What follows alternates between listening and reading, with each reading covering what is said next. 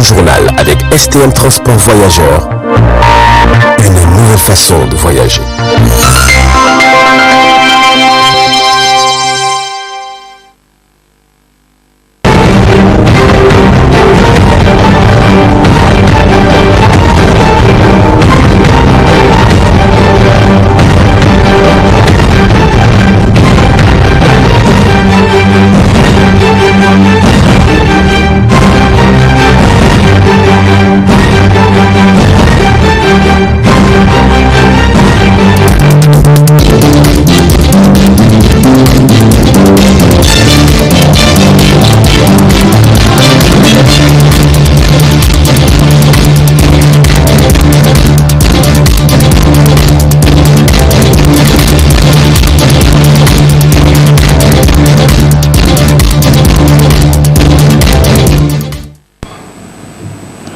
Vous êtes sur le miroir de la femme, mesdames et messieurs, bonsoir et merci d'être avec nous sur le 20h15 du 20 décembre 2021 sur l'AIDI premier symposium international organisé par la Société nigérienne de néphrologie SONINEF sous le thème prise en charge des maladies rénales en Afrique, difficultés et perspectives.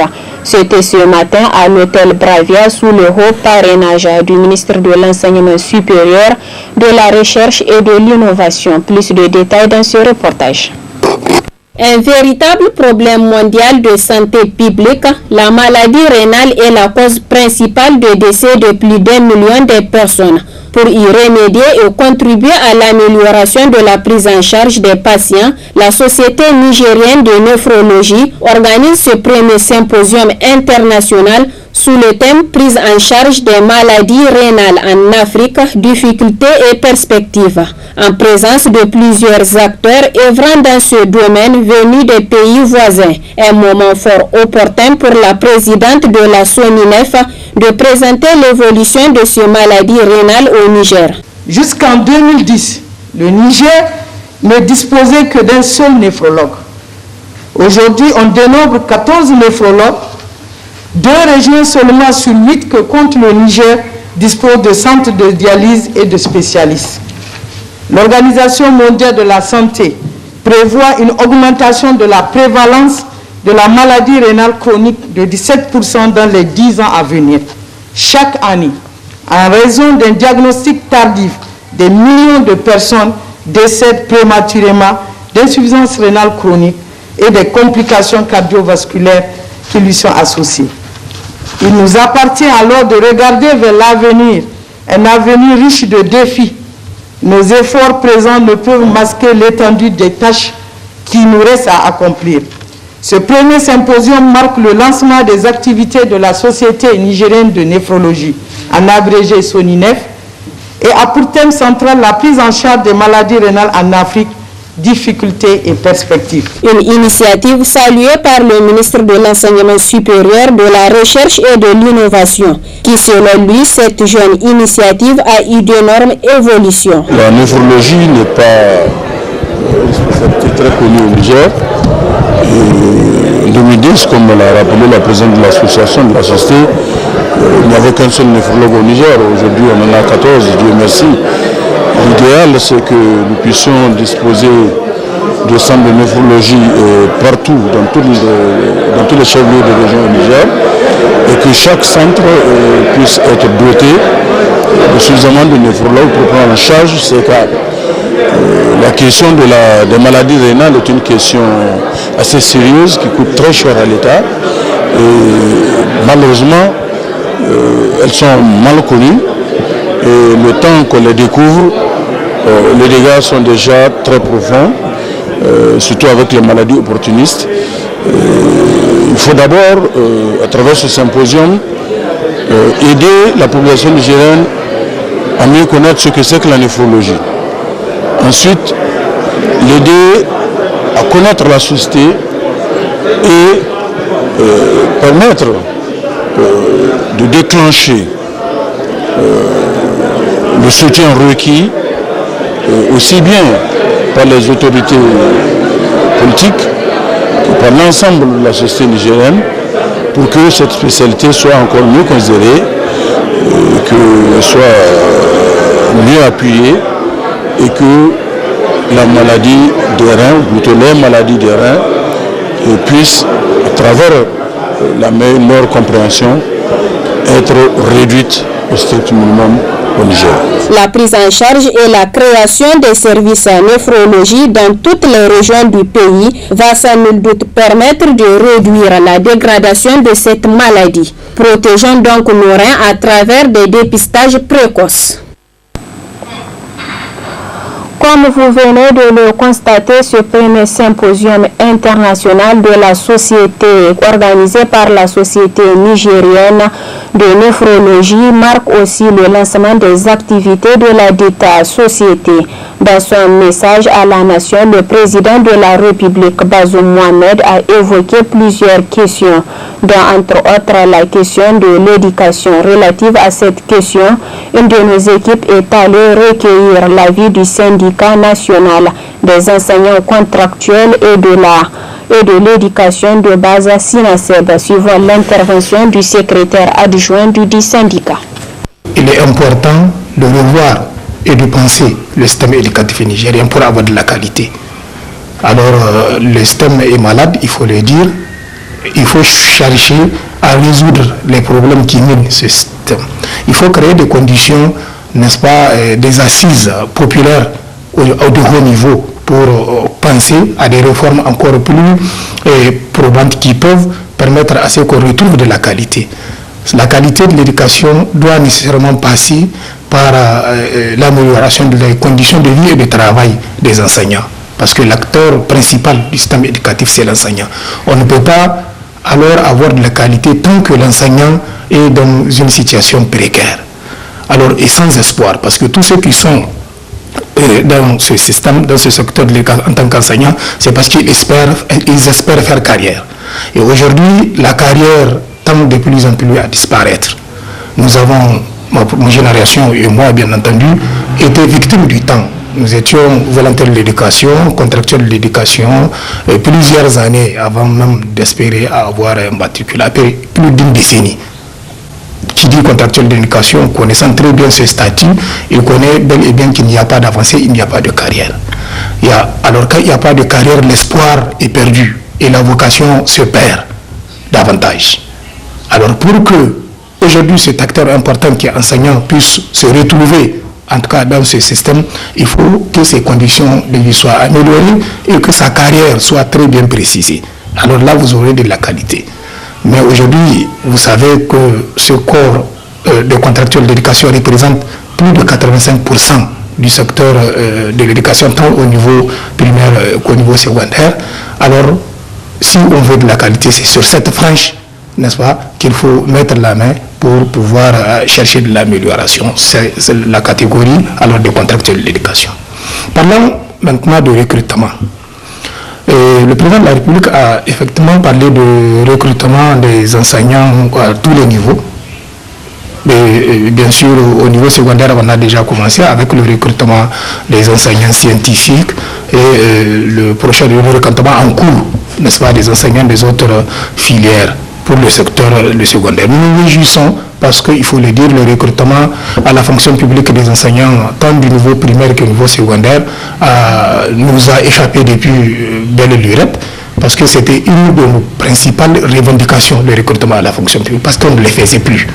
Maintenant qu'on a commencé, nous ne pouvons que nous réjouir, mais nous déplorons le nombre, parce que vu le nombre d'années qu'on est resté sans recruter, le nombre vraiment est très insignifiant à tous les niveaux. Et nous avons hâte de voir le nouveau primaire commencer parce que c'est de cela il s'agit. Il y a encore, depuis la promotion 2013 jusqu'à aujourd'hui, il n'y a aucune promotion qui a été recrutée au niveau de l'enseignement primaire.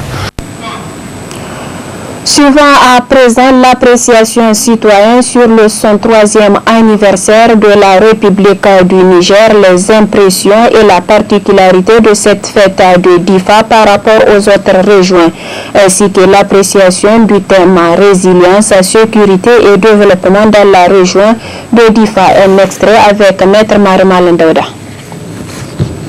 Toutes les couches sociales étaient en fait et que la sécurité était de rigueur et que comment s'appelle, cette fête a été en tout cas l'une des meilleures organisées. Et l'innovation, l'une des innovations est que DIFA est la dernière région. Elle s'est basée en tout cas de toutes les autres régions pour en tout cas faire son pavoisement.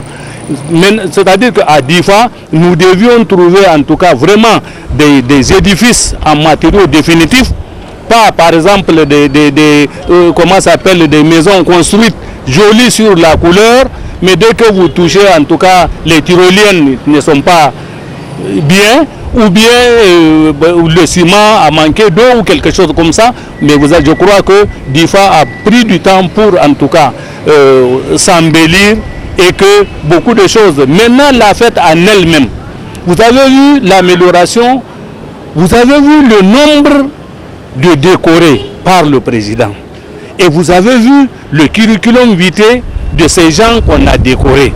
Eh bien, c'est sans faute.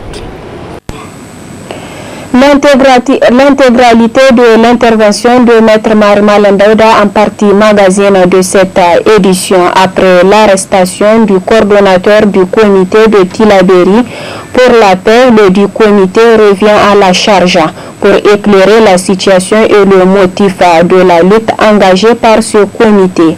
Ils ont aussi saisi l'occasion pour souhaiter qu'indulgence soit faite à l'égard de leur leader arrêté lors d'une déclaration rendue publique hier dimanche 19 décembre 2021. Suivant un extrait de la dite déclaration.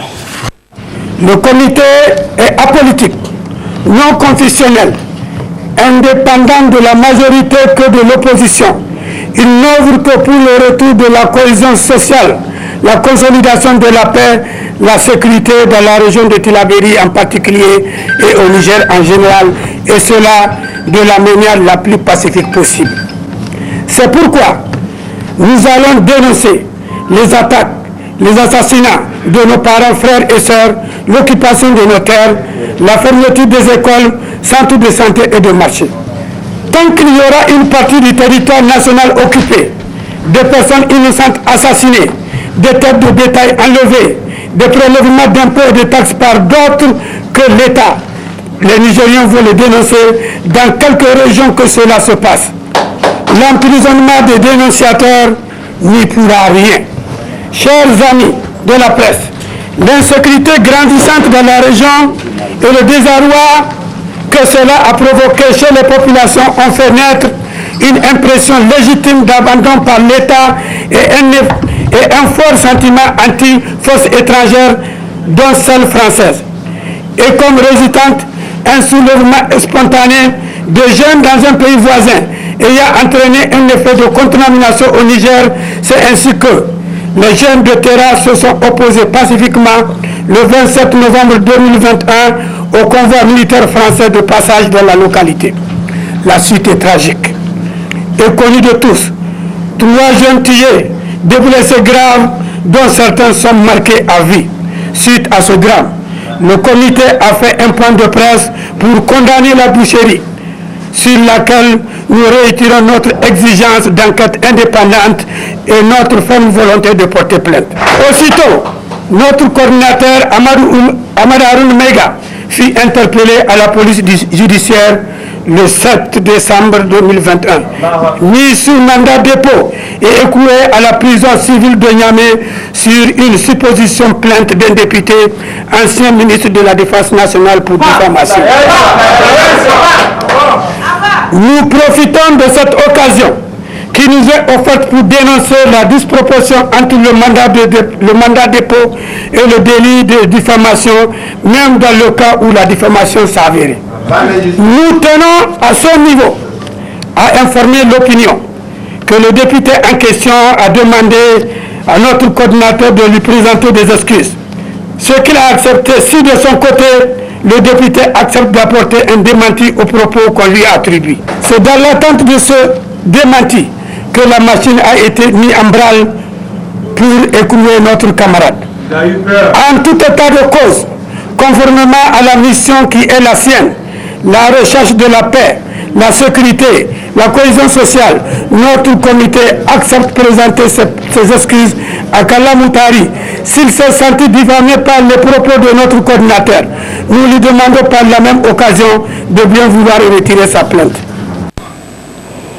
Allons à l'intérieur du pays dans cette édition, plus précisément à Tawa, où une réunion de sensibilisation sur l'enquête harmonisée sur les conditions de vie de ménage a eu lieu ce matin. Une activité conduite par le conseiller technique du directeur général de l'Institut national de statistique INESA. Un extrait de son intervention avec nos correspondants permanents de Tawa. Quand on dit sensibilisation, dit message à la population ou aux autorités administratives. Le message, nous souhaitons une collaboration effective des autorités administratives et coutumières de la région de Tawa pour une bonne exécution de l'enquête.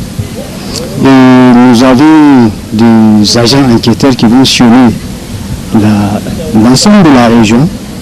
Alors nous souhaitons un appui vraiment aux agents, aux équipes qui seront sur le terrain, qui seront en contact avec le ménage.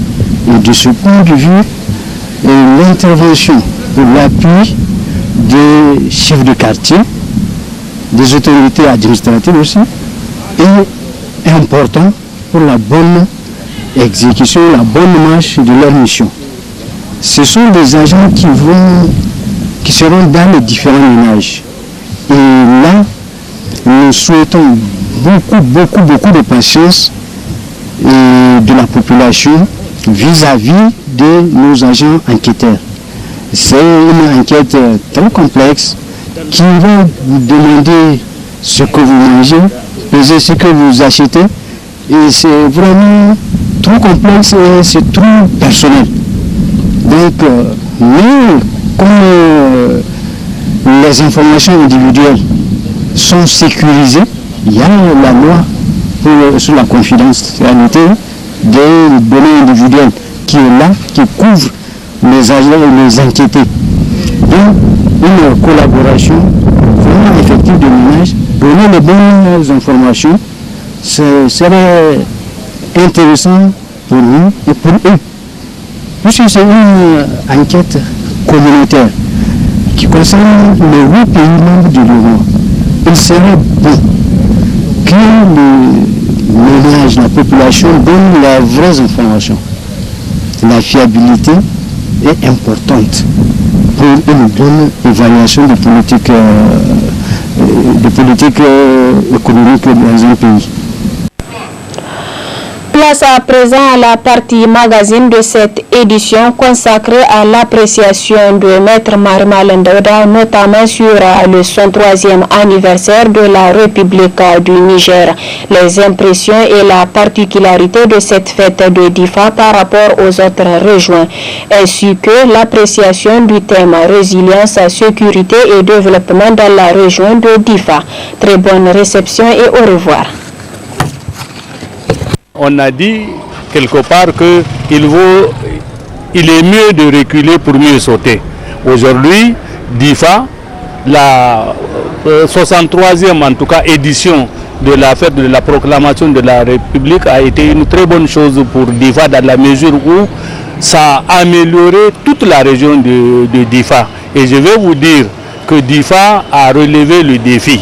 Difa avait le tampon d'être en tout cas une région de danger, mais les gens ont bien vu que en tout cas Difa c'est la paix. Peut-être que la région de Difa est même plus tranquille que la région de Niamey, dans la mesure où, si vous vous rappelez, il y a quelques jours, vous avez vu qu'est-ce qui s'est passé à Barwa, où en tout cas le président de la République a effectué le déplacement pour en tout cas installer les populations qui avaient quitté leur village, en tout cas Nato, parce que c'est beaucoup de villages. Vous avez vu, en tout cas, la paix est revenue et tout le monde est aujourd'hui en fait à Difa. Si vous avez vu cette fête de la proclamation de la République, 63e en tout cas édition, a bien amélioré la région de Difa sur le plan en tout cas infrastructure, sur le plan du pavoisement. Qu'est-ce qui s'est passé aujourd'hui? Allez-y voir, l'aéroport de Difa est l'un des meilleurs. Vous avez vu la maison présidentielle, vous avez vu la résidence du gouverneur, vous avez vu le stade, vous avez vu les routes, vous avez vu le palais du chef de canton, ainsi de suite. Il y a eu beaucoup de choses et je crois que Difa, il fait bon vivre à Difa et vous avez vu toutes les activités génératrices de revenus sont en tout cas revenus à Difa et tout le monde est en fait conformément à la journée aujourd'hui en tout cas du 18 décembre. Vous avez vu ce qui s'est passé parce que toutes les couches sociales étaient en fait et que la sécurité était de rigueur et que cette fête a été en tout cas l'une des meilleures organisées et l'innovation, l'une des innovations est que Difa est la dernière région. Elle s'est basée en tout cas de toutes les autres régions pour en tout cas faire son pavoisement. C'est-à-dire qu'à Difa, nous devions trouver en tout cas vraiment des édifices en matériaux définitifs, pas par exemple des maisons construites jolies sur la couleur, mais dès que vous touchez en tout cas les tyroliennes ne sont pas bien, ou bien le ciment a manqué d'eau ou quelque chose comme ça, mais je crois que Difa a pris du temps pour en tout cas s'embellir et que beaucoup de choses. Maintenant la fête en elle-même, vous avez vu l'amélioration, vous avez vu le nombre de décorés par le président et vous avez vu le curriculum vitae de ces gens qu'on a décorés. Eh bien, c'est sans faute. J'en fais partie bien avant eux, mais je crois que les gens qui ont eu cette décoration l'ont bien mérité et vous avez vu, vous avez suivi en tout cas leur curriculum vitae. Et ça ne fait qu'encourager. Maintenant, ce que nous demandons au chef de l'État, il ne faut pas que ces décrets de décoration, parmi tant d'autres, et avec des diplômes de décoration signés par le président de la République, il faut que ces choses soient utilisées à bon escient. Ça veut dire que les gens qui méritent, qui ont reçu des décorations présidentielles pour services rendus à la nation, doivent être considérés davantage. Parce que quand on doit faire quelque chose, on doit penser à eux, on doit les associer en tout cas aux différentes fêtes de la République, ou pourquoi pas beaucoup de cérémonies organisées, même à la présidence, ou bien toutes les cérémonies organisées, dans le cadre des fêtes nationales ou bien des conférences. Cela va encourager les uns et les autres à, en tout cas, à bien travailler pour mériter les distinctions honorifiques du président de la République. Moi, je pense que Difa a relevé tous les défis. Parce que dès qu'on dit Difa, on pense à la guerre, on pense à Boko Haram. Mais aujourd'hui, tous ces points noirs, tous ces tampons noirs de Difa ont été effacés parce que aujourd'hui, on ne sait même pas qui est Boko Haram actuellement à Difa. Parce que vous avez vu les différents gouverneurs des pays voisins qui vivent au jour le jour le Boko Haram. Je veux parler des gouverneurs des régions frontalières à Difa et au Niger. Plusieurs gouverneurs étaient venus ou bien étaient partis à Difa pour cette fête. Et ils ont vu que la paix est une richesse dans un pays. Et ils ont jugé et ils vont raconter aux, je ne sais pas, plus de 200 millions de Nigérians que la paix au Niger est différente de l'insécurité dans leur pays. Eh bien, vous avez vu et entendu la participation même du Tchad, qui aussi est une victime de Boko Haram. Les Tchadiens, la délégation tchadienne, va dire qu'au Niger, nous entendions parler de l'anarchie, de l'insécurité au Niger, mais ce que nous avons vu va nous dire qu'au Niger, l'insécurité est sporadique. Ça veut dire que 1 mètre carré du Niger n'est pas occupé par des terroristes.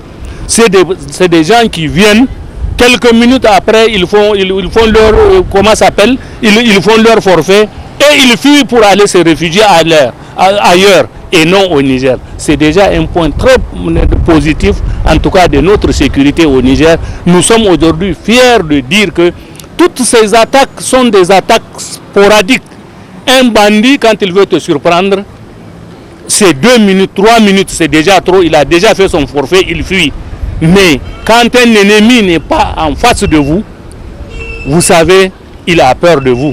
Et le Niger, ce que nous voulons maintenant, c'est que nos forces, nos FDS soient organisées pour les attaquer chez eux maintenant. Au lieu d'attendre pour nous défendre, n'est-ce pas, nous devions nous organiser pour aller les attaquer dans leur nid maintenant. C'est une convention maintenant inter-État qui déterminera, je crois, que en tout cas ce procédé-là, qui est une bonne. Si eux ils nous attaquent, pourquoi nous on ne va pas les attaquer? Effectivement, c'est dans la région de Difa est une particularité. Mais ce slogan que vous venez de mettre doit être pour le Niger en général. Et ça a résumé une partie de mon intervention en disant que 1 mètre carré du Niger n'est pas occupé par des djihadistes. Qu'ils soient des djihadistes de l'Ouest, qu'ils soient des djihadistes du Sud ou de l'Est, vous avez vu, personne n'a son nid dans le territoire nigérien. Ils viennent d'ailleurs et maintenant ils repartent. Je crois que c'est un point de gagner pour les Nigériens et il vous a dit, consolider et avancer. En conjuguant, nous allons dire, consolidons et avançons. Nous avons consolidé la paix et posé. Maintenant, nous voulons avancer et nous avons fait les premiers pas déjà de l'avancement que nous devions faire. Aujourd'hui, tous les facteurs qui développent la région de Difa sont en train, en tout cas, de revenir à petit feu. Vous voyez, aujourd'hui, on a la possibilité de cultiver du poivron. Le poivron, c'est ce qu'on appelle l'or rouge de Difa. Le riz que les gens sont en train de produire à Difa, sont en train en tout cas de germer. Et vous avez vu, et cela fait que de toute façon, l'agriculture, l'élevage et comment s'appelle les cultures de contre-saison et tout ça, et la pêche sont en train de développer la région de Difa dans la mesure où, si vous avez compris, s'il n'y a pas de poivron à Difa, la région de Dender est en tout cas enclavée. La région de Maradi même est enclavée parce que c'est Difa qui les alimente, au moins en tout cas de cultures de contre-saison, dont le poivron ou le poisson fumé. Beaucoup de poissons fumés rentrent au Nigeria, mais beaucoup de poissons fumés aussi rentrent au Niger pour en tout cas renforcer le développement des populations locales.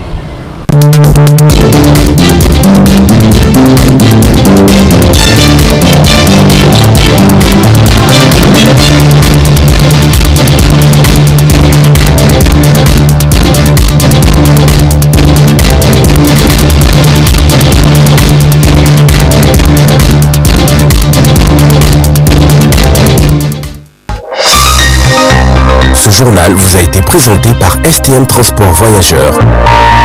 Une nouvelle façon de voyager.